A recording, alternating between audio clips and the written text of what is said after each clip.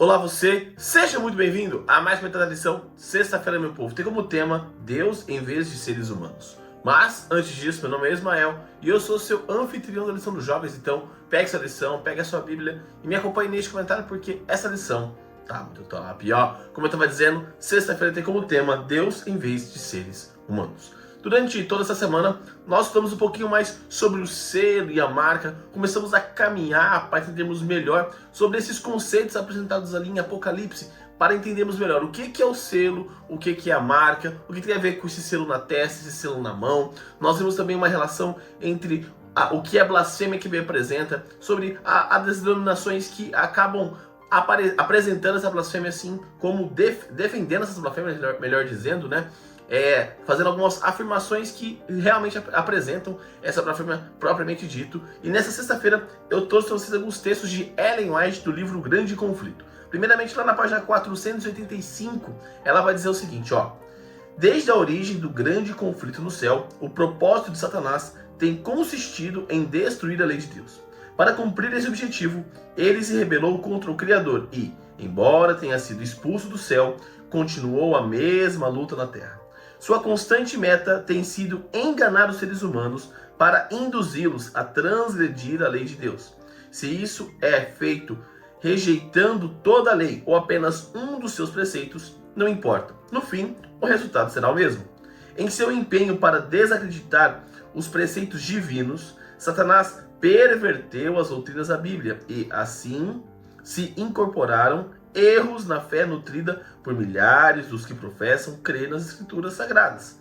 Um último grande conflito entre a verdade e o erro será nada mais que a batalha final da prolongada controvérsia relativa à lei de Deus. Estamos agora entrando nessa batalha, uma luta entre leis dos homens e os preceitos de Jeová, entre a religião da Bíblia e a religião das fábulas e da tradição. Então, primeiro eu quero parar com esse conceito para nós conversarmos um pouquinho.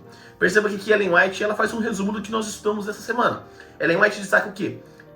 O que Satanás fez? Ele foi aos poucos modificando a doutrina, aos poucos distorcendo, assim como ele fez lá no céu. Porque lembre-se, Satanás ele começou a falar que a lei de Deus ela não era tão perfeita assim, que era necessário ter algumas mudanças, que Deus era um Deus tirano. Então perceba que esta era a ação de Satanás. Satanás queria enganar, tanto que Apocalipse capítulo 12 vai citar que Satanás engana os anjos e que cai uma terça parte com ele. Ou seja, Satanás tem esse poder de barganha, esse poder de influência, e ele vai atacar quem? A lei de Deus. Ele vai atacar aqueles que dizem que aceitaram a Deus, que creem em Cristo, modificando aos poucos esse conceito. Só que quanto mais a mentira vai se abrindo da verdade, mais notório é nós percebemos essa diferença. Então, a partir do momento que as pessoas que estão sendo enganadas olharem para a verdade, vão falar, estou vivendo uma mentira. Só que aqui vem o momento da escolha. Se a pessoa não escolher aceitar a verdade, ela vai continuar vivendo no mundo de mentiras. Então, aqui esse último grande conflito é este ponto, é esta aceitação, é esse entendimento. Estou vivendo numa mentira e eu quero entender o que a palavra de Deus apresenta. Eu achei muito interessante esses últimos textos, que é uma luta entre os preceitos de Jeová, né, que é a religião da Bíblia, e a religião das fábulas e das tradições. Ou seja, é um conceito entre literalmente Deus e o homem, entre o que o homem fala sobre ele mesmo, partindo da Bíblia, e o que Deus fala sobre ele mesmo, partindo da Bíblia. Perceba que a Bíblia é a palavra de Deus, não a palavra do homem. Então, o que nós precisamos nos aprofundar é no estudo da palavra de Deus. Agora, no mesmo livro Grande Conflito, mas na página 494 e na página 495, Ellen White continua falando sobre um outro assunto, mas muito relevante, muito importante para o nosso estudo dessa semana. Ela diz assim, ó: os que se esforçam para obedecer a todos os mandamentos de Deus enfrentarão oposição e zombaria.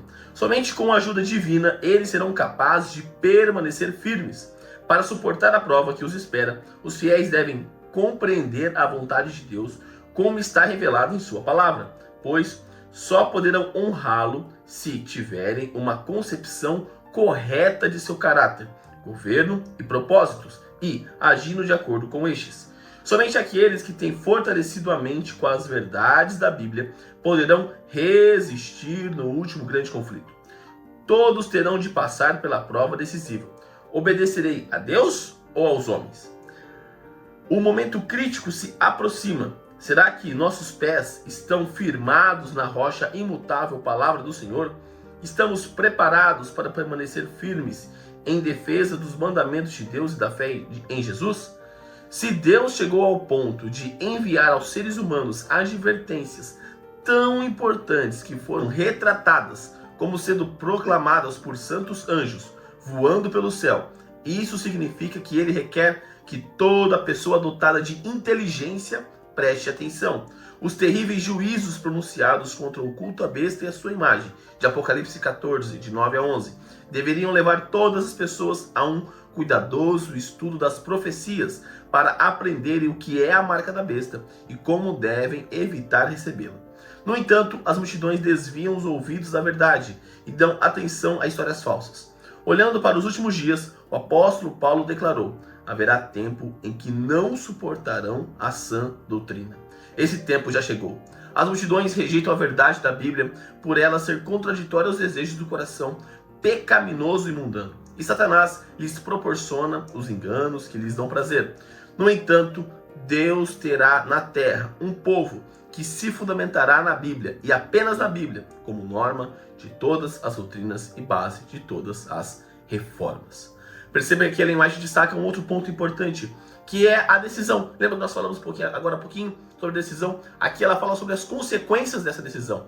Vai chegar um momento que nós realmente precisamos tomar essa decisão. Eu vou obedecer a quem? A Deus ou aos homens? Mas isso não começa lá na frente, isso começa agora. Se eu não tiver a minha fé firmada na palavra de Deus, se a minha crença não for baseada em Cristo Jesus, quando chegar o momento da decisão, eu vou escolher a decisão errada. Eu vou tomar o pior caminho, eu vou escolher o caminho da morte. Então, nós precisamos mudar a nossa mente e olharmos para o que a palavra de Deus diz. E a palavra de Deus diz: você precisa ter comunhão comigo, você precisa falar com Deus, você precisa estudar a palavra dele.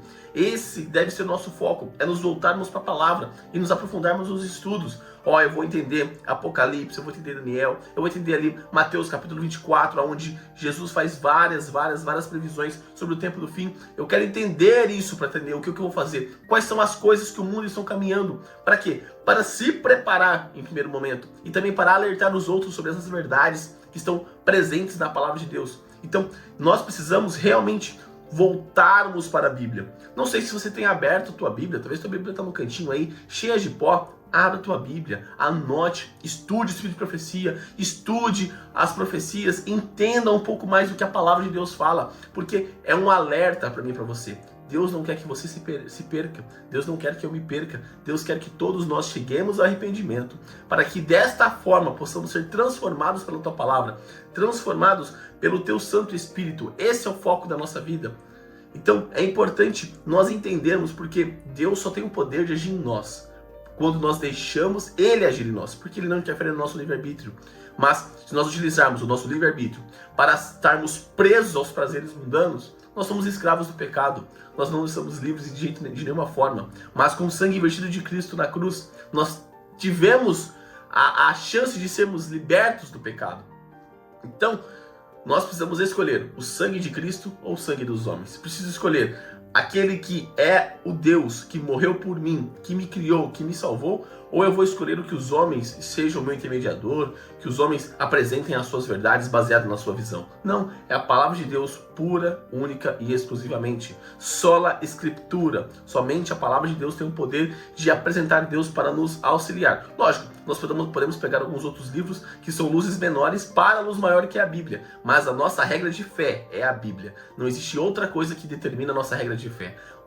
As profecias estão ali para nos auxiliar, para nos alertar, para falar assim: meu filho, eu não quero que você fique na Babilônia. Meu filho, eu não quero que você se perca com este mundo. Meu filho, eu quero passar a eternidade ao teu lado. Este é o apelo de Deus. Ali, de Gênesis capítulo 3, da promessa que ele faz. Ali, no Gênesis 3,15, até o final do Apocalipse, o apelo é um só: eu quero salvar você. Eu morri na cruz para te salvar, para redimir, para que você pudesse voltar para mim. Não por nenhum mérito seu, mas pelo meu próprio mérito. Eu vim para te salvar. E esse apelo nós precisamos ouvir. O nosso coração precisa ser transformado com este apelo. Nosso coração precisa estar aberto para esta mensagem de Cristo Jesus, porque somente desta forma alcançaremos a salvação que nós tanto alcançamos e almejamos. E neste momento, eu convido você a curvar a sua fronte, fechar os seus olhos e orar com Deus. Querido amado Deus, obrigado, Pai, por mais um dia. Obrigado, Pai, pela oportunidade que o Senhor nos dá de estarmos vivos, Pai, de podermos falar com o Senhor, de estarmos na sua santa presença. Pai, hoje e essa semana estamos um pouquinho mais sobre a marca, Pai, o selo, um primeiro passo sobre isso, Pai. Pai, nos auxilie a realmente entendermos todo esse processo, Pai, a colocarmos no nosso coração, a colocarmos na nossa mente, Pai, o desejo, a vontade de abrirmos a Tua palavra e entendermos cada vez mais de Ti, Pai. Porque somente desta forma estaremos firmes na Tua palavra e não em nada mais. Porque a Tua palavra não muda, Pai. A Tua palavra é a mesma ontem, hoje e sempre. Porque a Tua palavra reflete o Teu caráter. E o Teu caráter é o mesmo ontem, hoje e sempre, Pai. Pai, nos auxilie a abrirmos o nosso coração para Ti, Pai. Mostre como sem o Senhor nós somos fracos, para que com o Senhor sejamos fortes. Para que quando este mundo tentar nos derrubar, para que quando as armadilhas, as artimanhas do inimigo chegarem perto de nós, possamos ter consciência daquilo que é certo, possamos ter consciência daquilo que deve ser feito, independente das consequências, meu Pai. Fique conosco, perdoe os nossos pecados e tudo isso eu te peço e te agradeço em nome do seu Filho Jesus. Amém.